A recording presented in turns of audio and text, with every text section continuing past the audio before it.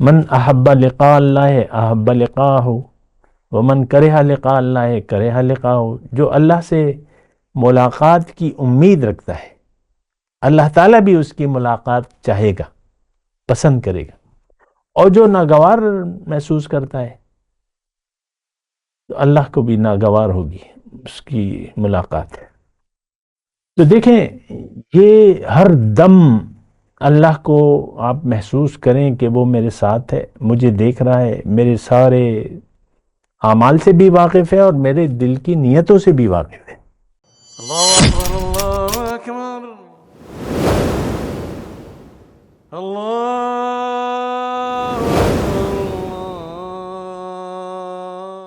اعوذ باللہ من الشیطان الرجیم، بسم اللہ الرحمن الرحیم۔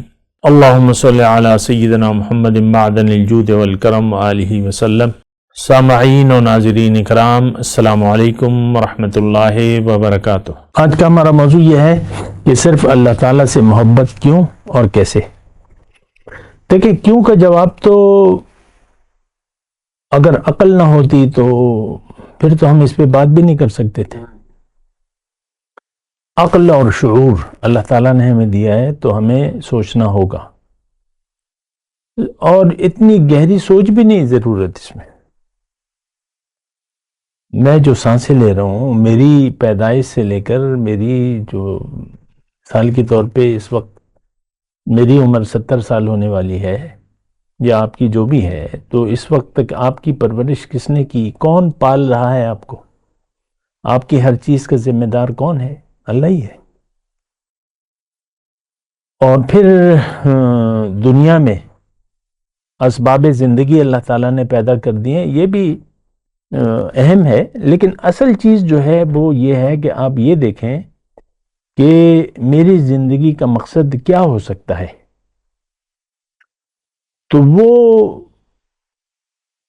اس کے علاوہ کچھ بھی نہیں ہے کہ ہم اللہ ہی کی طرف رجوع کریں، اللہ کو منزل بنا لیں اور اللہ کے لیے زندگی گزاریں۔ دنیا کے لیے زندگی گزارنا، دنیا کو منزل بنا لینا، دنیا کے لیے کی طرف رخ کر لینا، اس کے تو کوئی معنی ہوتے نہیں ہیں نا، کیونکہ آپ جب موت آتی ہے آپ کی تو سب کچھ چھوڑ چھاڑ کے پھر آپ چل دیتے ہیں۔ حضور صلی اللہ علیہ وسلم نے بہت پیاری بات کی ہے کہ تم دنیا میں ایسے رہو، کن فی الدنیا کأنک غریب او کعابری سبیل، دنیا میں تمہاری زندگی ایسے ہونی چاہیے گویا کہ تم اجنبی ہو یا راہ چلتے مسافر۔ سفر ہو رہی ہے، مثال کے طور پہ آپ ٹرین میں بیٹھے ہوئے ہیں، مردان سے لاہور تک کا سفر ہے، راستے میں بڑے اچھے نظارے ملیں آپ کو، لیکن کیا ہے کہ بس آپ اس سے گزر جاتے ہیں۔ میں تو جب بھی جاتا ہوں سوتا ہوا جاتا ہوں، لاہور نیند آ جاتی ہے، بس بسیں آج کل آرام دہ ہیں تو وہ پھر اچھا۔ تو دیکھیں یہ سفر کا یہ مطلب نہیں ہے کہ آپ نظاروں میں کھو جائیں، راستے کے نظاروں میں کھو جائیں، یہ تو سفر ہے، آئیں گی بڑی دلکش چیزیں زندگی میں۔ اللہ تعالیٰ نے ہمیں جو چیزیں دکھائی دے رہی ہیں ہماری نظر کو اچھی لگتی ہیں، نظر کو اچھی لگتی ہیں، لیکن یہ نہیں کہ ہم اس میں کھو جائیں۔ وہ ضروریات تو ہو سکتی ہیں لیکن مقصد تو نہیں ہے۔ دنیاوی جو بھی چیزیں ہیں، پیسہ ہے، وہ جو اللہ تعالیٰ نے فرمایا زُیِّنَ لِلنَّاسِ حُبُّ الشَّهَوَاتِ مِنَ النِّسَاءِ وَالْبَنِينَ، عورتیں ہیں، اولاد ہے، سونے چاندی کی ڈھیر ہیں، اور گھوڑے ہیں، گاڑیاں ہیں، کھیتیاں ہیں، زمینیں ہیں، جو بھی ہیں، یہ اللہ تعالیٰ نے فرمایا یہ متاع الحیات دنیا ہے، یہ دنیا کی زندگی کا ساز و سامان ہے۔ عورت ہے، اس سے محبت نہیں ہوگی تو آپ کی شادی کے دل چاہے گا، اگر وہ بدصورت ہے یا جو بھی ہے۔ تو اسی طرح اللہ تعالیٰ نے، اب دیکھیں بچے ہیں، ہمیں پیارے لگتے ہیں بچے، تو اسی طرح اور چیزیں ہیں، گھر وغیرہ، گاڑی، یہ وہ، لیکن یہ ضروریات ہیں۔ متاع الحیات الدنیا عارضی زندگی کا سامان ہے، سامان زیست ہے، یہ نہیں کہ اس کو آپ دل دے دیں یا اس میں کھو جائیں یا اس کو ایشو بنا لیں. یہ بات بھی ہے نا, ہمارے لیے تو آج ایشو بن گیا ہے. جو کچھ بھی نظر آ رہا ہے ہمارے لیے ایشو ہے, یہ پریشانی کا باعث ہے. یعنی خواہش بھی ہے, پھر جب وہ ہماری حسب منشا خواہش نہیں ہوتی تو پھر ایشو بن جاتا ہے. یہ بڑا ایشو ہے, یہ بڑا ایشو ہے. آپس میں میاں بیوی کے تعلقات اچھے نہیں ہیں تو بس میاں بھی پریشان ہے, بیوی بھی پریشان ہے, دونوں پریشان ہیں. نہ بیوی خوش ہے نہ شوہر خوش ہے. ویسے ایک بات کہہ رہا ہوں, اسی طرح بچے اگر آپ کی حسب منشا کام نہیں کر رہے تو پھر آپ کے لیے یہ پریشانی کا باعث ہو جاتا ہے, یا نشہ کر رہا ہے یا کچھ کر رہا ہے. تو دیکھیں یہ چیزیں جو ہیں یہ تھوڑی سی عقل استعمال کرنی ہے. یہ چیزیں, اس کا تعلق ہماری روح سے نہیں ہے. جو چیزیں ہمیں نظر آ رہی ہیں اس کا تعلق ہمارے اصل سے نہیں ہے, روح سے نہیں ہے, جسم سے ہے.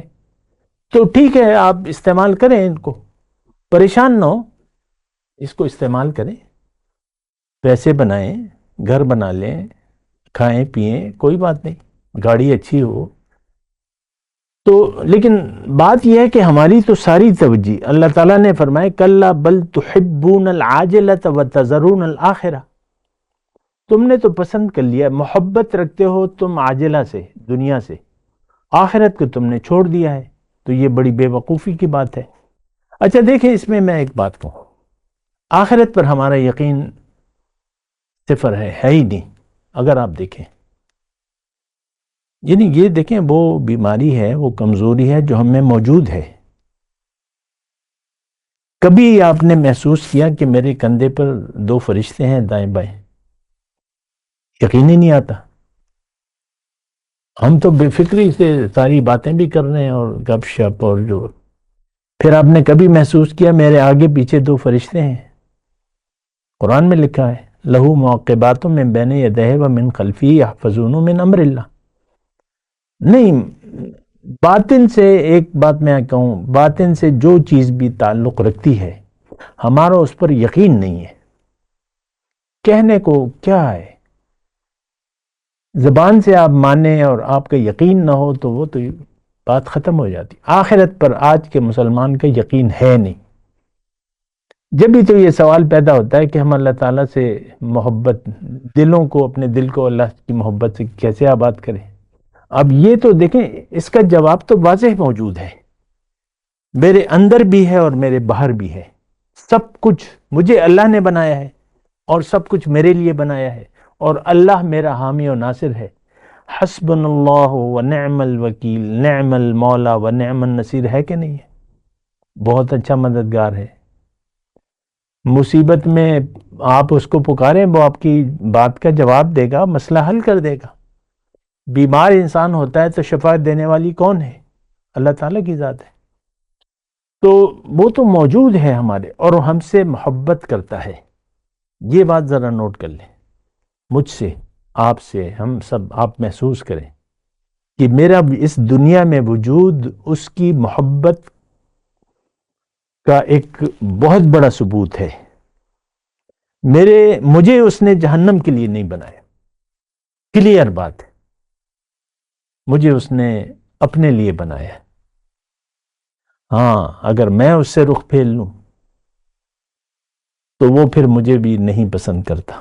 وہ حدیث ہے نا, بڑی پیاری ہے, من احب لقاء اللہ احب لقاءہ ومن کرہ لقاء اللہ کرہ لقاءہ. جو اللہ سے ملاقات کی امید رکھتا ہے, اللہ تعالیٰ بھی اس کی ملاقات چاہے گا, پسند کرے گا. اور جو ناگوار محسوس کرتا ہے تو اللہ کو بھی ناگوار ہوگی اس کی ملاقات.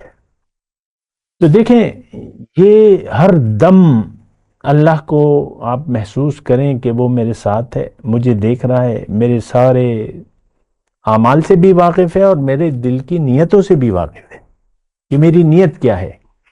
اللہ سے محبت آپ نے کرنی ہے. اب طریقہ کار کیا ہے؟ کیوں تو میں نے آپ کو بتا دیا کہ چارہ کار نہیں ہے کوئی.